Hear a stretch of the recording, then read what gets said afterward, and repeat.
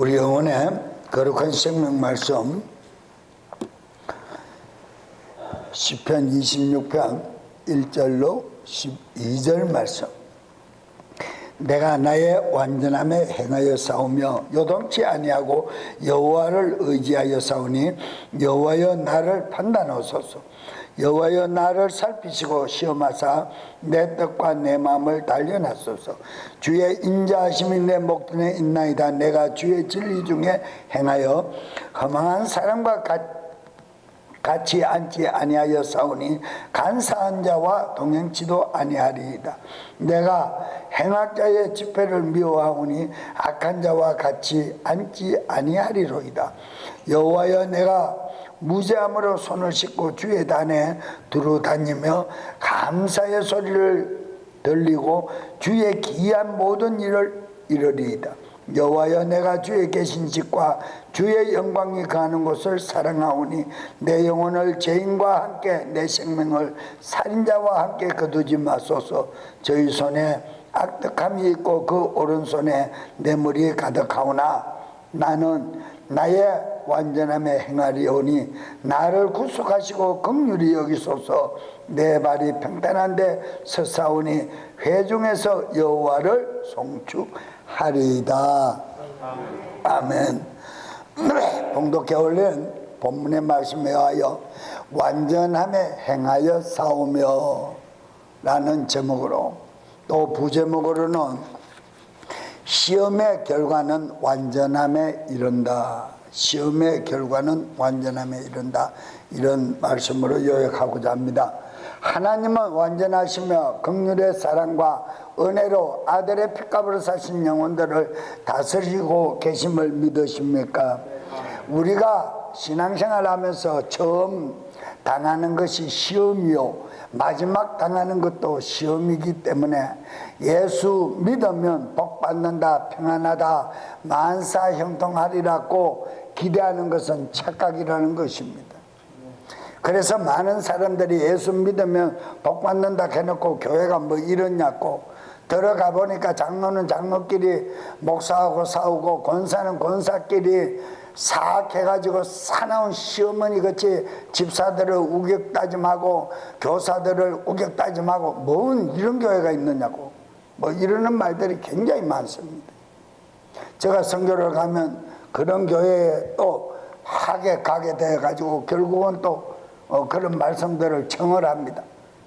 저는 그런 말씀을 청을 받고 메시지를 전하는 사람이 아니고 그 말씀 안에 있는 그 말씀을 듣고 깨달아 본인들이 스스로 치료받기를 원하는 말씀을 전하는 사람이다. 한마디로 잘라버리고 맙니다. 그렇습니다. 우리는 마지막에도 시험이 있다는 것을 잊지 말아야 됩니다. 왜? 마지막 순간에 우리는 안 믿는 자가 믿는 자를 핍박하고 죽음의 현장에까지 내어주고, 또는 가정에서는 마태복음 10장에서는 시어머니가 며느리를, 며느리가 고부간의 시어머니를, 자식이 부모를, 나라가 나라를 막내주고 결국은 파멸에 이르게 한다라고 진리의 말씀은 기록되어 있습니다. 그렇기 때문에 우리가 시험을 이기고 모든 주님의 뜻 안에서 행할 때 만사형통한 것이지, 예수의 이름을 믿고 교회에 다닌다고 해서 만사형통하다라고 믿는 착각된 신앙은 가지지 말라는 거예요. 가톨릭에도 행함을 주장해서 열심히 하면 복받는다. 그 복받는다라는 말이 오늘날 기독교 교회 안에, 일반 교회 안에 들어와서 행사를 하고 있기 때문에, 그래서 그 말이 거짓복음이라는 거야. 우리는 예수를 믿고 복받기 위해서 믿는 것이 아니라 하나님이 우리를 사랑하사 선택하시고 우리가 영원한 지옥 불못에 떨어질 수밖에 없는 죄악 가운데 살아가는 우리를 구원하시는 것 외에는 더 감사할 것이 없어요. 누가 내가 지옥에 들어가는 나를 그 불륜못에서 이끌어내 줄 자가 누가 있습니까? 우리 부모가 있습니까? 내 자식이 있습니까? 내 며느리가 있습니까? 내 사위가 있습니까? 누가 있습니까? 아무도 없습니다. 그러나 우리를 지으시고 우리 마음을 교통하게 하시고 당신의 형상대로 지어서 그리스도의 마음을 넣어주사 하나 되게 하신 그 하나님만이 하실 수 있는 권능이시다 이 말입니다. 그래서 우리는 그 이름을 믿고 따라갈 때만 우리에게는 행복이 있다는 사실을 잊지 마시기를 바랍니다. 모름지기 참된 그리스도인이라면 시험에 대한 바른 이해를 가지고 그 시험 고난을 잘 분석해서 이해를 해서 어디에서 이런 일이 생겼는가를 잘 분석해서 믿음으로 극복해야만 바른 신앙인으로 성장할 수 있다는 것입니다. 그런데 대부분 많은 사람들이 다 불평하고 원망하고 예수 잘못 믿었다고 사전에 포기하고 또 살아계시면 하나님이 왜 이런 일을 주느냐고 불평하고 중간평가하고 하나님은 살아계심을 믿으십니까?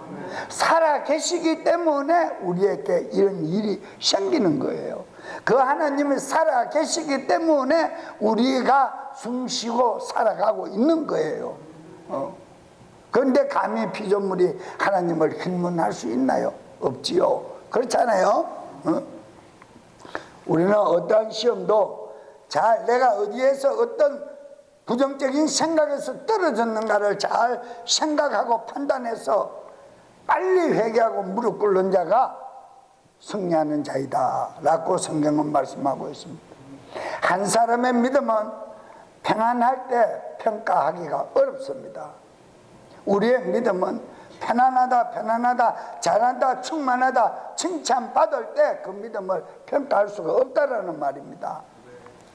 그러나 시련을 통한 시험을 당해보면 그 사람의 믿음의 평가가 나옵니다. 어떤 심령으로 신앙생활을 하고 있는가, 교회 유익을 얻기 위해 다니는가, 많은 사람들 앞에 칭찬을 받기 위해 다니는가, 정말 살아계신 하나님을 만나기 위해 다니는가, 각양각색의 분류로 다 구분된다 이 말입니다. 오늘 본문의 말씀을 통해서 내 신앙을, 내 믿음을, 내 그 예배관 신앙관을 다시 한번 조명해서 점검해 볼 수 있으시기를 축원합니다. 믿음의 진실은 어려운 고난 속에서 생긴다는 사실을 잊지 마시기를 바랍니다. 그런데 많은 사람들이 그래요.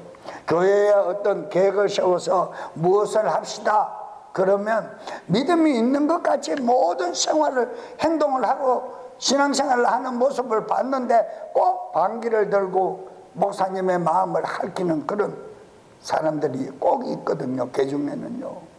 그러니까 보면 다 드러나는 거예요. 그게 왜 그렇습니까? 그런 사람들이 자기 물질이 아까워 내놓기 싫은 거예요.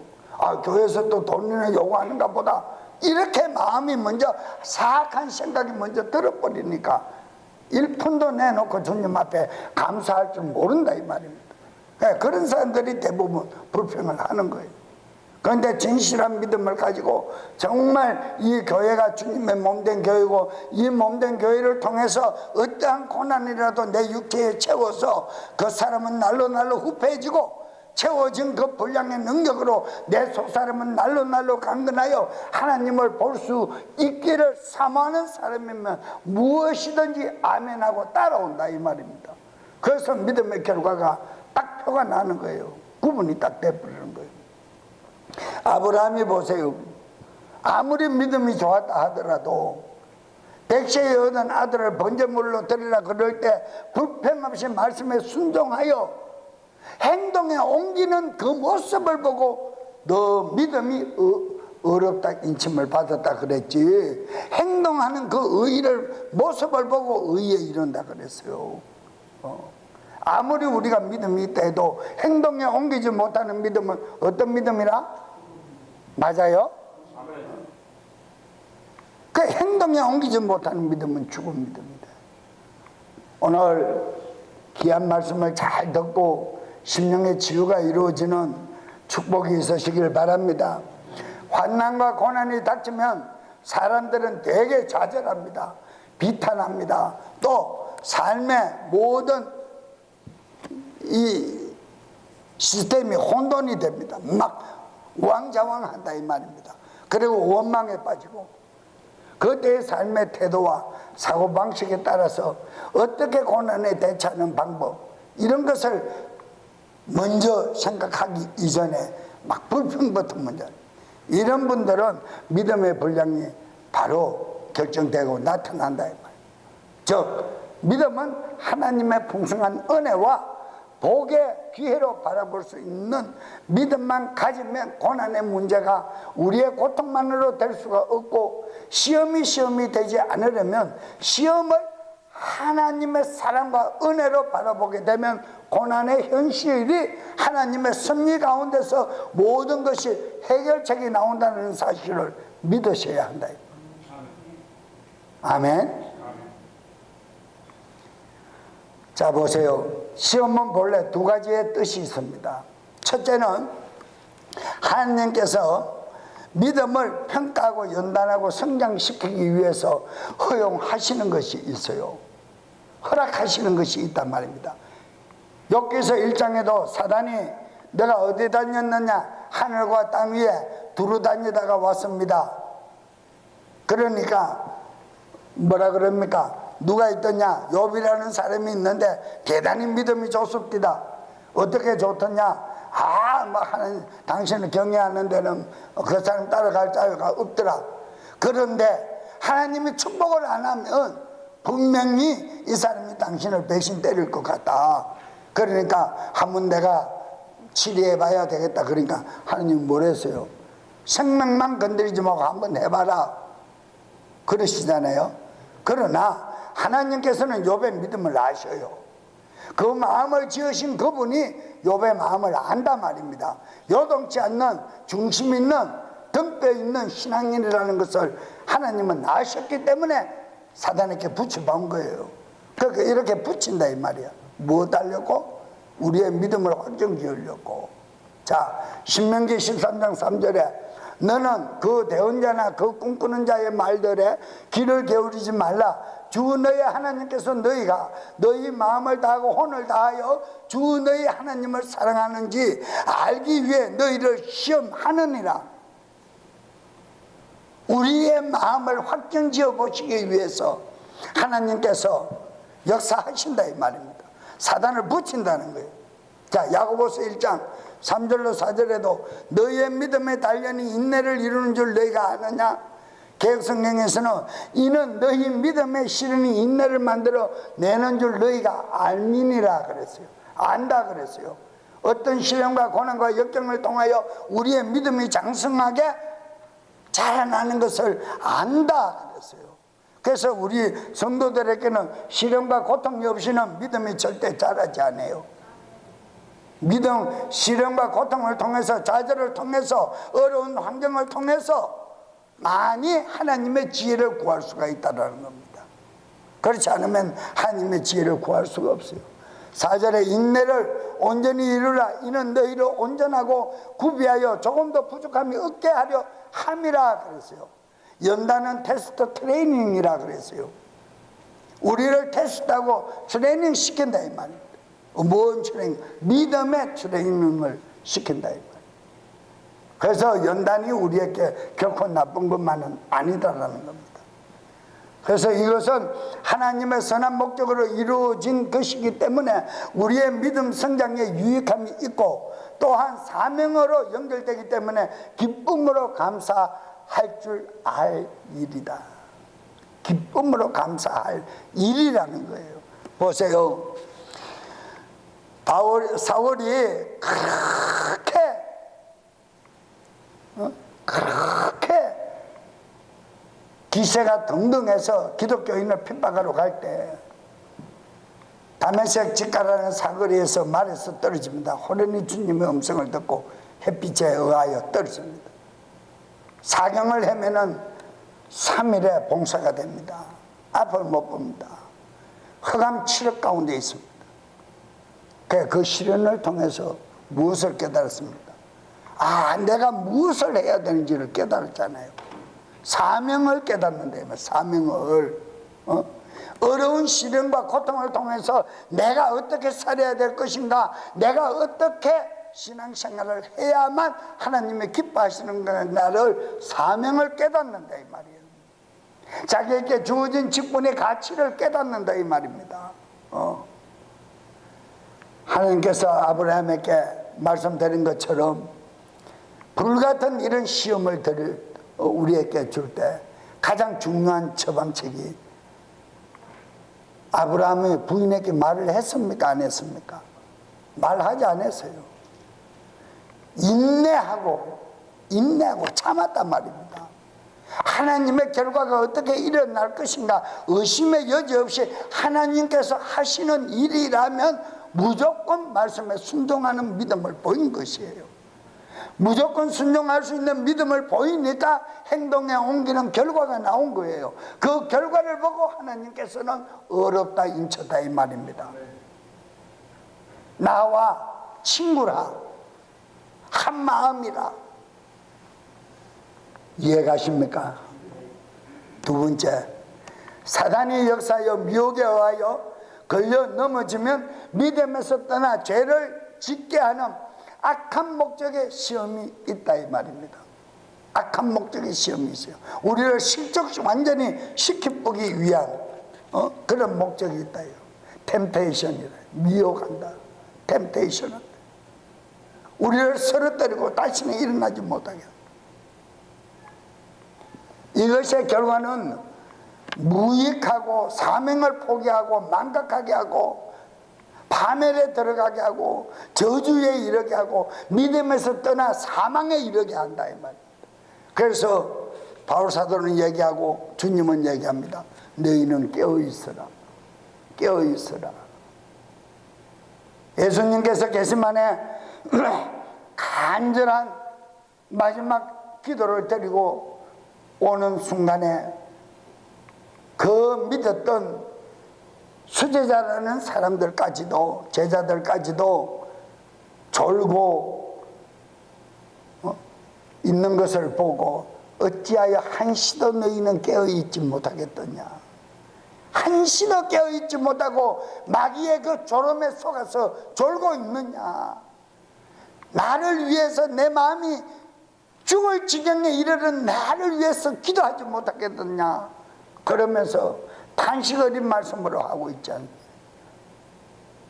바울사도도 데살로니가 전서 5장에서도 얘기하잖아요. 너희는 항상 기뻐하라.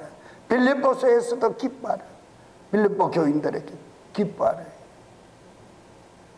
우리는 기뻐하고 깨어있을 때 마귀 역사가 거쳐진다는 것을 알아야 합니다.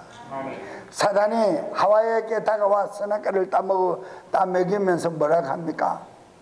그 선악과를 따먹으면 하나님처럼 될 수 있다 그래요. 하나님처럼 될 수 있다.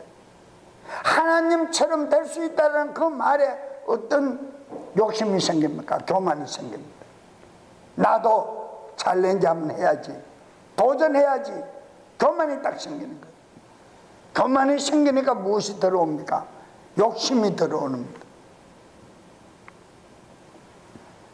그래서 사단은 우리에게 교만과 정욕을 충동시키면 모든 사람들이 미혹과 시험에 빠져 쓰러지고 넘어진다는 거예요. 쓰러지고 넘어진다는 거예요.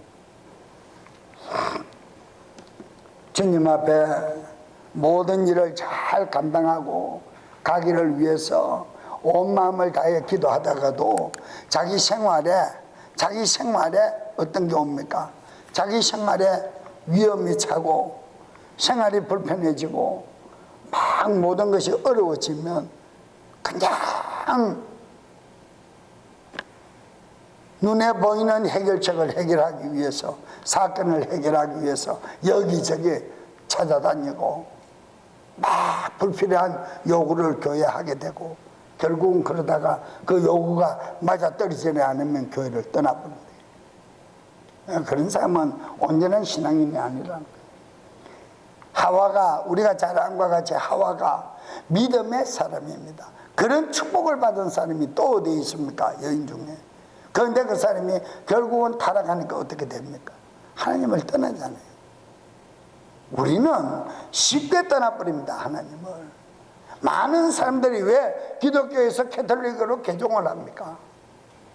자기 안에 확신이 없기 때문에 떠나버리는 거예요. 생명이 뭔지, 영생이 뭔지, 부활이 무엇인지를 모르기 때문에 현실에 맞춰서 살게끔 하는 소리에 속아 넘어져 버린 거예요. 그 정욕에 빠져 넘어져 버린 거예요. 욕심에 빠져. 우리에게 만약 이런 시험이 몰려온다면 단호히 물리쳐야 함을 잊지 마시기를 축원합니다. 야고보서 4장 7절에 그러므로 하나님께 복종하라, 마귀를 대적하라, 그리하면 그가 너희에게 도망하리라. 마귀를 명령하고 대적하면 도망간다 이 말이에요. 내 중심에 바로 서 있으면 마귀가 역사할 수 없다. 아멘.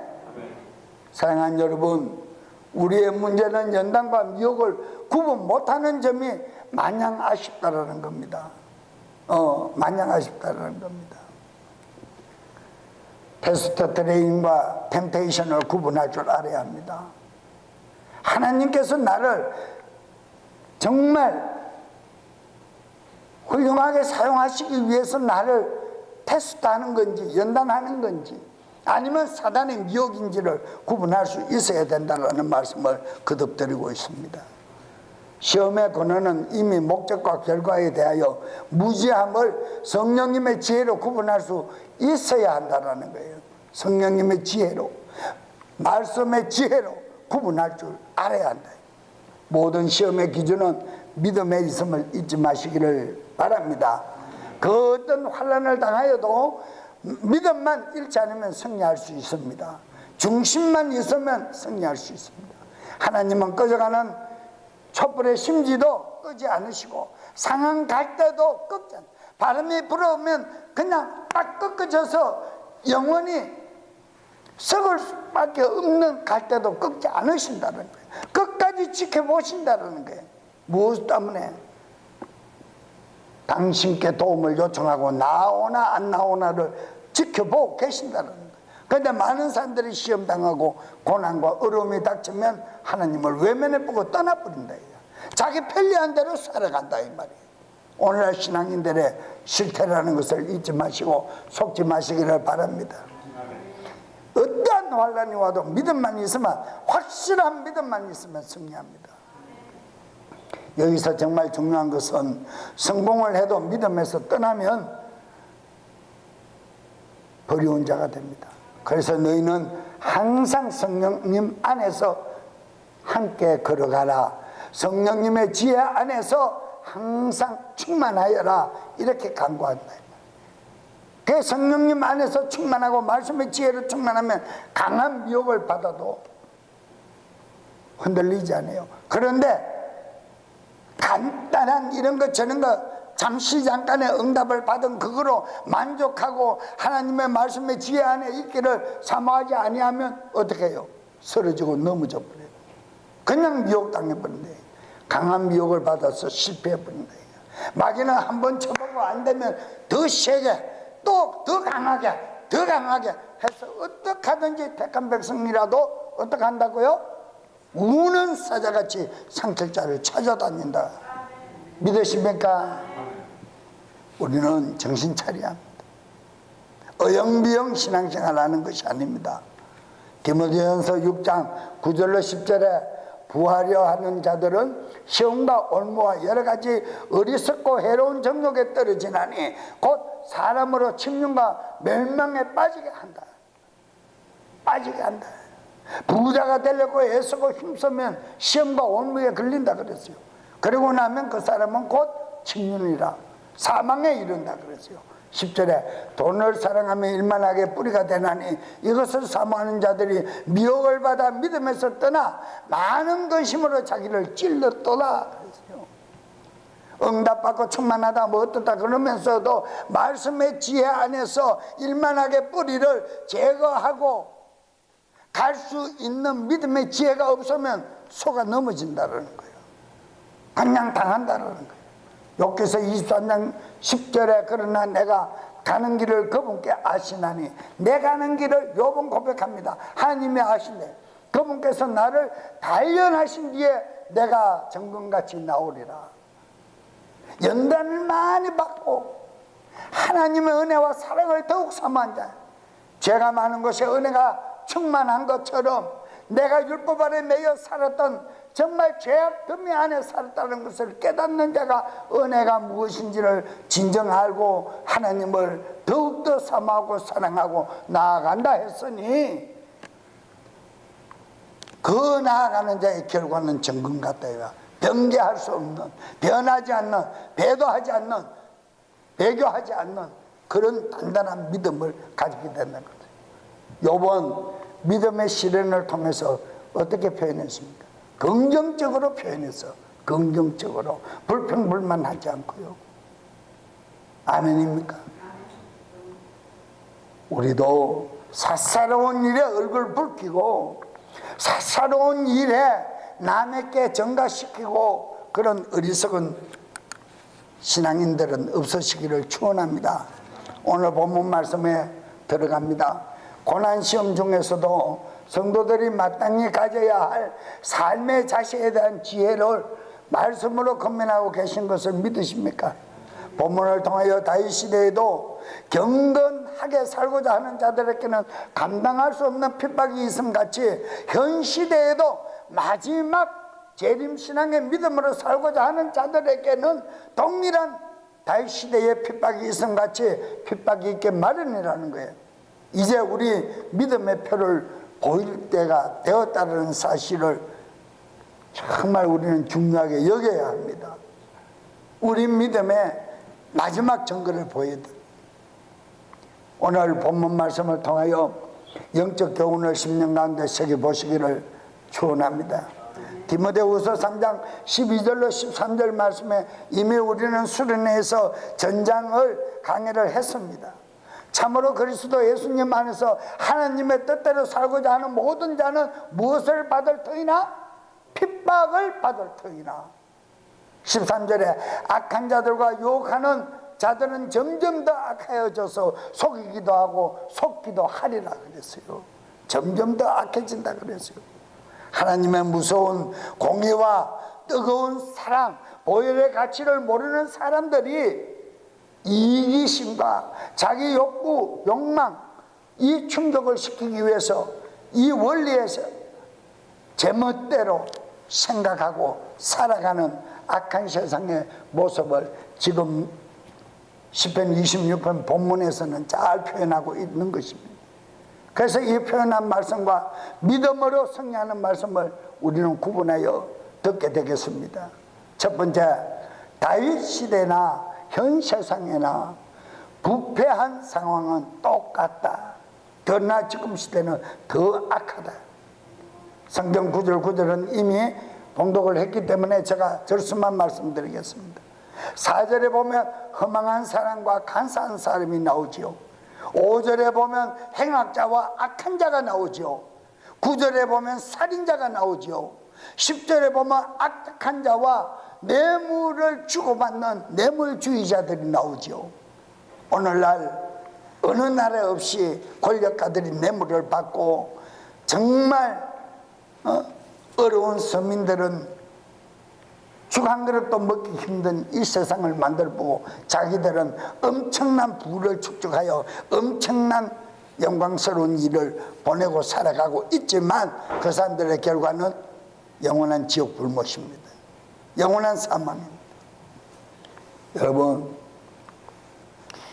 그래서 이들을 끌어 굶주린 이리떼처럼 물고 뜯으며 살아가는 현 세상이라고 표현하고 있다는 사실을 잊지 마세요. 악한 세상을 따라 살아가지 않으면 당연히 미친 마귀들에게 적 그리스도 영에 속한 자들에게 핍박받게 되어 있지만 성령님은 그럴수록 기뻐하고 즐거워하라. 앞서 말씀드린 것처럼 너희는 지혜가 있어 구분되어 나와 있어라. 악인의 자리에 앉지 마라. 어떠한 집회에 가서도 악인의 자리에 같이 동석하지 마라. 구분되어 있어라. 고린도후서 6장 후반부에는 마지막 때는 같은 영은 같은 영끼리 합쳐져 있어야, 구분되어 있어야 내가 그 사람들을 데리고 갈 것이다 얘기하고 있는 말씀을 믿으세요. 모함을 받아 살해당해도 괴로워할 필요가 없고요. 악한 현 세상을 극복할 수 있는 믿음은 오직 예수 신앙뿐입니다. 오직 예수 신앙, 오직 예수의 그 믿음 외에는 아무것도 없다는 것을 인정하시기를 바랍니다.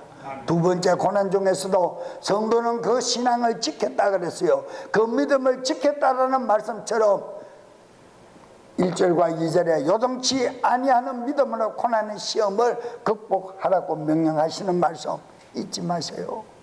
환난의 시험 고난을 이기는 사람은 요동치 아니합니다.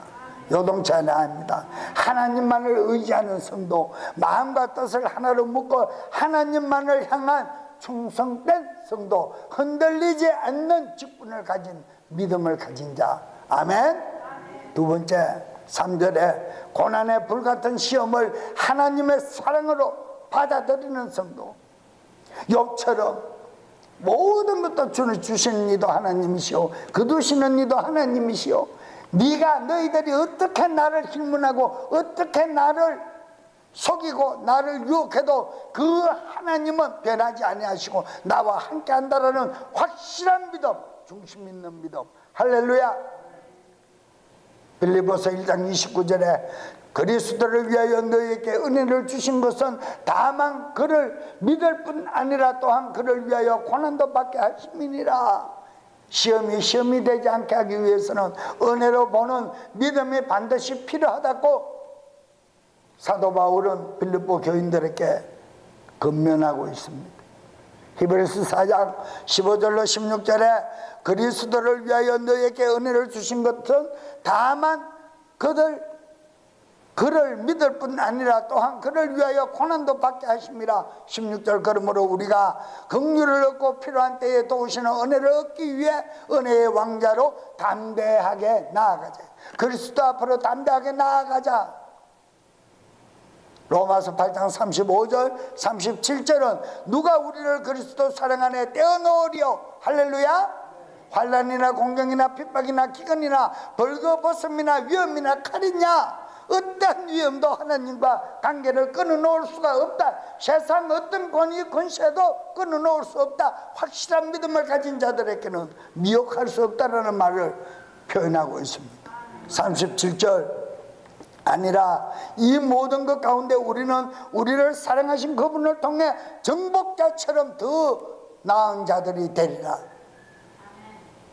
완전히 승리하는 자가 될 것이라는. 세 번째, 3절로 6절의 말씀, 고난 시험 중에서도 진리의 말씀을 따라 살아가야 한다고 명령하십니다. 시편 119편 11절에 내가 주께 죄를 짓지 아니하려고 주의 말씀을 내 마음속에 숨겼나이다. 간직했다. 주의 말씀을 간직했다. 우리는 주의 말씀 플러스 주의 진리의 영이 함께하고 있음을 인정하는 믿음을 소유하시기를 축원합니다. 출애굽기 30장 17절로 21절에도 제사장이 제사 드리기 전에 손을 씻고 정결례를 행한 같이 죄악을 회개할 때 역사하는 미혹은 끊어질 줄로 믿으십니까? 디모데후서 3장 16절로 17절에 하나님의 사람으로 온전케 하려 합니다. 형식적인 예배가 아니라 형식적인 마음과 형식적인 믿음과 형식적인 뜻과 형식적인 정성으로 예배를 드리고 하나님 앞에 나오는 자가 아니라 진정 충성된 자로 섬기는 자로 나와야 미혹을 이길 수 있다는 겁니다. 너희는 온 마음과 뜻과 정성을 모아 하나님을 주 너의 하나님을 섬기라 그러지 않습니까? 한번 정한 마음은 흔들리지 말아야 합니다. 우리의 섬김의 자세는 상달되어야 험악한 세상을 살아남을 수 있다는 사실을 믿으십니까? 그래서 이 예배관이 얼마나 중요하고 신앙관이 얼마나 중요하고 진리의 말씀을 듣는 현장이 얼마나 중요한가를 다시 한번 헤아려 보시기를 바랍니다. 온전한 섬김, 그 봉사 자세가 되지 않으면 예배가 상달된 표적이 없습니다. 내 삶이 변화받을 수가 없습니다. 네 번째, 7절의 말씀을 보면 감사의 찬송으로 하나님의 역사를 증거하라 그랬어요. 감사하는 마음으로 이러한 고난을 받았다, 내가 죽다가 살았다, 이렇게 끝나는 것이 아니라 그 죽음 속에서도 나를 건지시고 함께 하신 이는 주 우리 하나님이셨다라는 것을 간증하라는 거예요. 하나님이 함께 하신다라는 것을 확신하고 간증하라는 거예요. 그러면 마귀는 역사할 수가 없다라는 것입니다. 믿으십니까? 믿으십니까? 데살로니가 후서 5장 18절에 모든 일에 감사하라, 이것이 그리스도 예수님 안에서 너희에 대한 하나님의 뜻이라. 감사하는 것은 하나님의 뜻이라. 할렐루야. 디모데후서 4장 2절 말씀을 선포해라, 간증해라, 명령해라. 때에 맞든지 맞지 아니하든지 긴급히 하라. 모든 일을 하라. 모든 오래 참음과 교리로 하나님의 닥터린 진리의 말씀으로 책망하고 꾸짖고 권면하라는 거예요. 오늘날은 권면과 책망이 없어져 버렸어요. 무조건 다 잘해, 무조건 다 잘해. 그러니까 이거는 뭐 바다에 망둥이가 뛰니까 꼴뚜기도 뛴다는 식으로 뭐 구분이 안 돼. 구분이 안 돼. 그러니까 칭찬을, 진짜 칭찬을 못해. 그냥 나태해져 버리고, 그냥 어린 식물이나 먹고 우유나 먹는 그런 어린아이 같은 자들. 나이가 50이 60이 되어가도 생각과 모든 판단력은 13살 14살짜리밖에 안 되는 그런 지능적 장애인들이 얼마나 많은지 그리스도인들 안에서 우리는 구분해야 합니다. 하나님의 진리의 말씀은 이것을 구분하게 하신다, 이 말입니다.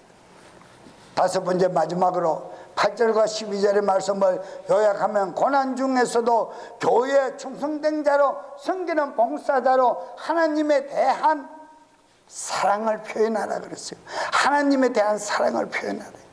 내 이웃을 내 몸같이 사랑하고, 첫째 계명도 사랑이요 둘째 계명도 사랑이요, 사랑으로 모든 것을 완성하시라는 거예요.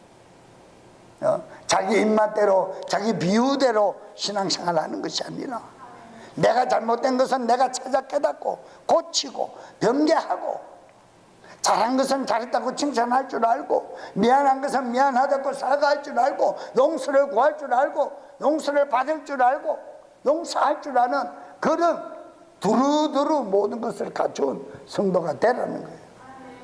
요한복음 21장 15절에 이처럼 그들이 먹은 뒤에 예수님께서 시몬 베드로에게 이르시되, 요나의 아들 시몬아, 너가 이것들보다 나를 더 사랑하느냐 묻습니다.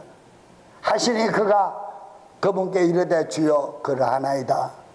내가 주를 사랑하는 줄 주께서 아시나이다. 하매 그분께서 그에게 이르시되, 내 어린 양을 먹이라 하시고 그랬어요. 세 번이나 동일한 말씀을 물어요. 그 마음을 확정짓는 거예요. 네가 나를 더 사랑하느냐, 세상 어느 것보다 네가 나를 더 사랑하느냐. 나중에 할 말을 잃어버리니까, 내 마음을 지으신 당신께서 내 마음을 아시잖아요. 왜 민망스럽게 자꾸 물어요? 이렇게 말하네, 베드로가. 사랑하는 여러분, 신앙의 문제는 결국 하나님을 더욱 사랑하는 문제인 것 같더라고요. 하나님을 더욱 사랑하게 되면요, 더럽고 어리석고 아쉽고 안 된 것이 아무것도 없더라고요. 모든 것이 참을 인자를 써서 참는 것이 아니라, 내 마음이 릴렉스해지고 순리를 원리를 따라 살아갈 수 있도록 내 마음을 평안케 하시는 그 하나님의 사랑을 한번 경험해 보시기를 바랍니다. 그 경험만 있으면 어떤 문제도 다 녹여버리고 해결합니다. 하나님의 완전하신 그 사랑은 용광로보다도 더 강하다 그랬어요. 용광로보다도. 하나님을 죽도록 사랑한다면 그 결과는 영원한 생명을 얻는 축복이고, 반대로 세상을 더 사랑한다면 영원한 지옥 불못에 떨어져 영원한 사망의 불못에 들어가는 것 외에는 아무것도 없어요. 미혹한 마귀와 영원한 사망 불못에 1번지로 들어간다. 야고보서 1장 22절로 25절에 오직 너희는 말씀을 행하는 자가 되고 듣기만 하여 너희 자신을 속이는 자가 되지 말라. 오직 너희는 뭘 하라고요? 말씀을 행하는 자가 되어라. 오직 말씀을 듣는 자만 되지 말라는 거야. 지식으로만 자랑하지 말라는 거야. 지식으로만 자랑하지 말라는 거야. 말씀을 듣고 행하는 자가 되어라. 23절에 누구든지 말씀을 듣고 행하지 아니한 자는 거울로 자기의 본래 얼굴을 들여다보는 사람과 같다. 이거. 죄인의 모습을 들여다보는 옛사람의 속성을 들여다보는 것과 동일하다. 그러면 거듭난 사실이 없다라는 거야. 자기는 아무리 거듭났다고 주장하지만 하나님이 보시는 하나님 편에서는 거듭난 사실이 전무한 거야. 왜? 말씀을 듣고 행하는 것이 없으니까. 그 말은 즉 말씀이 그 사람 안에 깨달아진 것이 없다라는 거야. 이게 얼마나 어리석습니까? 그래서 수십 년간을 신앙생활에도 변하지 않는 것은 여전히 변하지 않아요. 그것을 성경 복음서에서는 뭐라고 얘기합니까? 죽정이를 절구통에 넣어서 찌우면 빠져요, 안 빠져요? 껍질이 벗겨지지 않는 죽정이라 그랬어요. 이건 목사님 말이 아니고 예수님의 진리의 말씀이에요. 내가 변하지 못하는 그 품성은 무엇이라고요? 다 같이 무엇이라고요? 맞아요? 그 죽정이가 좋아요? 알곡이 좋아요? 죽정이 갖고는 밥을 지어봐야 먹을 수가 없어. 알맹이를 가지고 밥을 지어야 맛있게 먹지. 하나님은 알맹이를 원하지 죽정이를 원하지 않아요. 천국은 거름덩어리가 쌓여있는 곳이 아니기 때문에 우리 모두는 알곡 되시기를 축원합니다. 그러기 위해서는 내가 변화받아야 돼. 내 속사람이 변해야 돼. 속사람이 변한 증거는 옛사람이 그 사람이 변해 보이는 거예요. 누가? 제3자가 보았을 때. 25절에 누구든지 24절에 그는 자기를 바라보고 자기 길로 가서 자기가 어떤 사람인지 즉시 잊어버리는 거리와 25절에 누구든지 자유롭게 하는 완전한 법을 들여다보며 그 안에 거하는 자는 듣고 잊어버리는 자가 아니요 그 일을 행하는 자이니 이 사람은 자기가 행하는 일에서 복을 받으리라. 할렐루야, 할렐루야. 로마서 8장 28절에 우리가 알거니와 하나님을 사랑하는 자들 곧 그분의 목적에 따라 부르심을 받은 자들에게는 모든 것이 합력하여 선을 이루느니라. 금요일날 금요 예배에서 지금 합력하여 선을 이루는 고난의 현실과 하나님의 승리에 대해서 강의를 하고 있지 않습니까? 이해가십니까? 사랑하는 성도 여러분, 우리 모두는 합력하여 선을 이루시는 이 진리의 말씀을 굳게 잡고 진리의 영의 음성을 듣고 가르침을 따라 인도함을 받으며 진리의 말씀에 순종하는 복된 성도들 모두가 되시기를 주 예수 그리스도 이름으로 축원드립니다. 다 같이 이 시간 통성으로 주여 한번 부르짖고 기도합니다. 주여.